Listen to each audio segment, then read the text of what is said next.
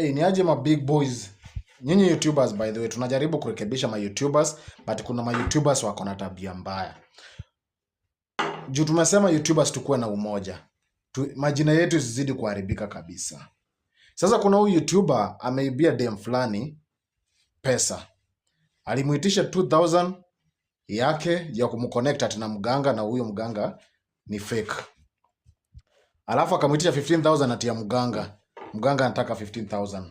The thing is, ni urudishe hiyo pesa ya mganga yenye ulipewa, urudishe hiyo pesa yenye unadanganyana una connect mtu kwa mganga, na urudishe hiyo 2000, 17k in total. Urudishe hiyo madam, ama atakuja ni kuanike pia wewe. Uache ujinga.